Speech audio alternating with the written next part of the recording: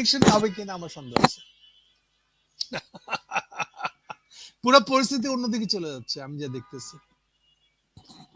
ফলে ওদের মধ্যে এই জোটটাকে ভাঙনের আর কোনো সম্ভাবনা নেই।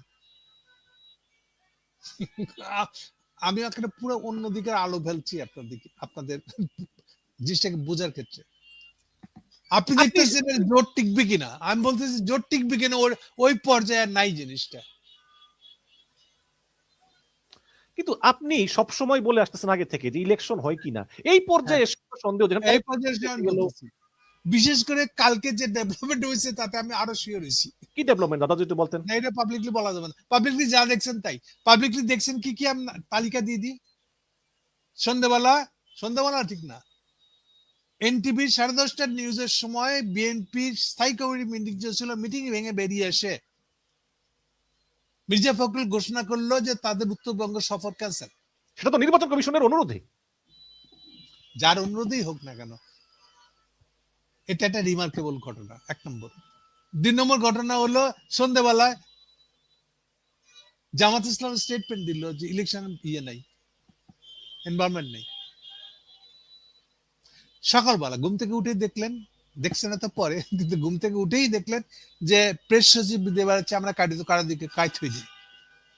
এই 3টা ঘটনা দেখেন, আপনি বুঝতে পারবেন যে এটা কোন দিকে যাইতেছে ঘটনা। ফলে যেটা দেখতেছেন এটা তা না, ঘটনার ভিতরে অন্য ঘটনা শুরু হয়ে গেছে। এটা হচ্ছে তারিখের ইলেকশন না হলে ইউনুস আর তারেকের কি হবে বলে আপনি মনে করেন? ইলেকশন না হলে এই জিনিসটাকে ঠিক করতে হবে কি হবে। বাট এটুকু আমি শিওর করতে পারি, নিশ্চয়তা দিতে পারি, খুব সম্ভবত ইমিডিয়েটলি ইউনুস সাহেব ক্ষমতা ছাড়ছে না, যদি না উনি আবার একটা এক্সট্রিম বাজে কোনো কাজ না করেন। ইমিডিয়েটলি না। তারেক কি করবে? তারেক যদি মনে করেন নিজের নিরাপত্তার সমস্যা আছে, আমি লন্ডনে ভালো ছিলাম, পরিস্থিতি খুবই খারাপ, ইলেকশন তো কোনো অবস্থায় নেই, আমরা উল্টা আমার উপর চাপ আসতে চায়, তো সে চলে যাবে অথবা থেকে যাবে। এর সাথে ইলেকশনের কোনো সম্পর্ক নাই। আফতাবউদ্দিন নামে একজন অনেকবার কমেন্ট করেছেন একটা কমেন্ট যে তারেক রহমানের এনআইডি কার্ড 24 ঘন্টায় পেয়ে যান, আমাদের মতো সাধারণ জনগণের এনআইডি কার্ড পেতে বছরের পর বছর লেগে যায়, কারণ কি? বুঝে নিত আর বেশি বলা কিছু শুধু তাই না, একদিনের মধ্যে কার্ড করছেন, একদিনের মধ্যে নমিনেশন সাবমিট করে নিচ্ছেন।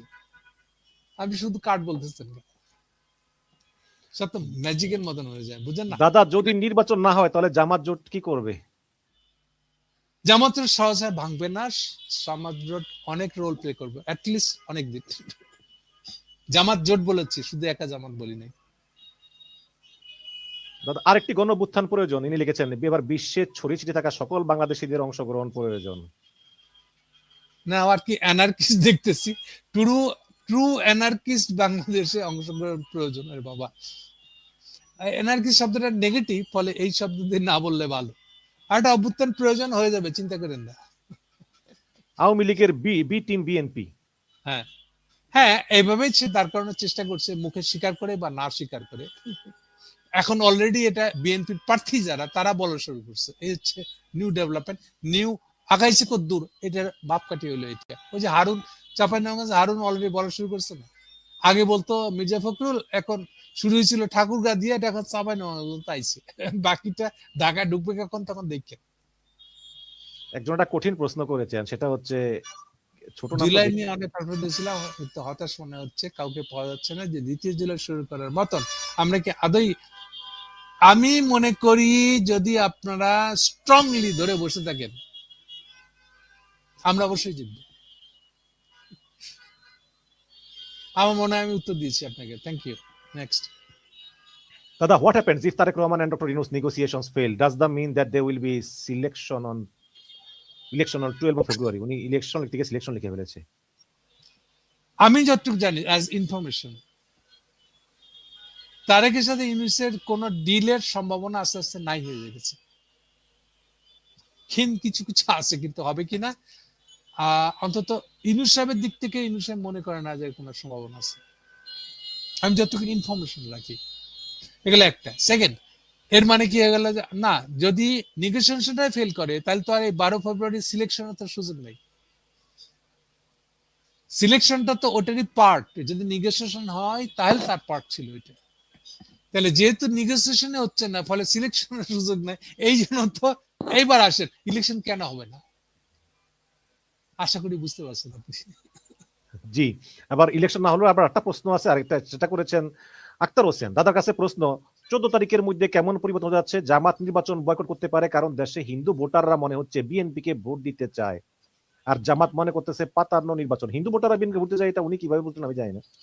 না, এটা কোনো ইয়ে নাই, ধারণা আর কি, পারসেপশন থেকে বলছেন আপনি, মানে অ্যাজ ইফ জামাত হলো অ্যান্টি হিন্দু, বিএনপি হলো প্রো হিন্দু। না, এইভাবে ভাগ হয় নাই বাংলাদেশের ভোটাররা এখনো, ফলে এটা কোনো, আমি মনে করি না কোনো বাস্তবতা আছে। জি, আপনি বলেন এটা কিভাবে হবে যে আপনি গাজায় গিয়ে এমন একটা বাহিনী করবে যে বাহিনীর কাজ হবে যে নেতা নিয়োর পক্ষে কাজ করা, হ্যাঁ হ্যাঁ কিন্তু আপনি যে এলিগেশন, এটা তো একটা ভয়ঙ্কর এলিগেশন। তো পাকিস্তান রাজি হচ্ছে না কেন? এখনো তো পাকিস্তানি রাজি হয় নাই। একজন লিখেছে, আমি একজন জামাত ইসলামের কর্মী হিসেবে গৌতম দাদার কথা পছন্দ করি। এই তো দাদা, এটা একটা খুব ভয়ঙ্কর এলিগেশন, এবং এটা আমার না, মনে হয় এটা যে আমার এলিগেশন না, দেখেন না কেন ওরা বাস্তবে তাই করছে কিনা। আপনি কি মনে করেন একটা বেস্ট, মানে অ্যাটলিস্ট একটা ফেয়ার নেগোসিয়েটর নেতানিয়াহু? ও তো আজকে নেগোসিয়েট যদি করে যে আসেন শান্তি চুক্তি করলাম, কালকে সে ওটা ভাঙবে, প্রতিদিন ভেঙে যাচ্ছে, যতবার করছে ততবার ভাঙতেছে। কিন্তু এখন এই আমার একটা শেষ প্রশ্ন আছে আপনার কাছে, সেটা হচ্ছে যে আমরা বুঝলাম যে আমেরিকা ব্ল্যাকমেইল করতে চায় ইউনূস সরকারকে, হয়তো এর পরবর্তীতে বিএনপি ক্ষমতায় বা জামাত ক্ষমতায় তাদের কেউ করবে, চেষ্টা করবে করতে। ভারত চাচ্ছে ওপেন একদম তারেক রহমানের সঙ্গে কথা বলতে, গোপনে গোপনে জামাতের সঙ্গে কথা বলতে। কিন্তু মনে করেন যে নির্বাচন হয়ে গেল, ক্ষমতায় আসলো বিএনপি বা জামাত, তারা যদি ইসরায়েল বা ভারতের সঙ্গে একটা নেগোসিয়েশন করে বা আলাপ আলোচনা করে, দেশের মানুষকে তো বোকা, দেশের মানুষ তো আবার গর্জে উঠবে, কারণ হাদির মৃত্যু দেখিয়ে দিয়েছে যে মানুষ ভারতের বিরুদ্ধে কতটা আসলে ক্ষোভ মানুষের। তাহলে ইচ্ছা করলে কি তারা এগুলো করতে পারবে? জনগণ কি বসে ওরা থাকবে? মনে করে, ইন্ডিয়া মনে করে, তারেক মনে করে এটা ম্যানেজেবল। কারণটা হচ্ছে পাবলিক মুড কোন দিকে সেইটা প্রকাশ পায় এমন কোন জনমত যাচাই, জরিপ, কোন ইলেকশন কিছুই হয় নাই গত 25 বছর। সবার ইয়ে কিন্তু, মানে যেটা বলছে পারসেপশনের বেঞ্চমার্কটা হলো ওই 21 সালের ইলেকশন।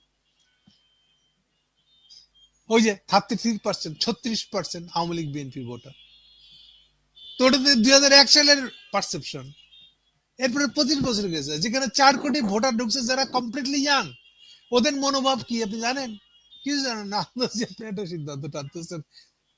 আমি মনে করি বাংলাদেশের ভোটিং পারসেপশন, ভোটিং এর ট্রেন্ড সম্পর্কে যে পারসেপশন, এটা ওল্ড, এটার কোনো বেসিস নেই, আপনি আন্দাজে এটা বলতেছেন। ফলে আর এই যে ডাকসু চাকসু যতগুলো ইলেকশন হয়ে গেল, আপনি এইখানে যে রিফ্লেক্টেড, যে এটা তো অ্যাটলিস্ট এখানে তো অন্তত কারচুপি হয় নাই,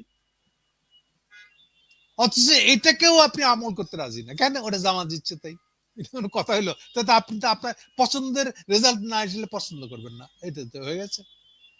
তা হলো না তো আসলে, অ্যাটলিস্ট ওটুকু বলে যে এডুকেটেড ক্লাসটা আমাদের এরকম ভাবতেছে, এটুক তো বলতে পারবে।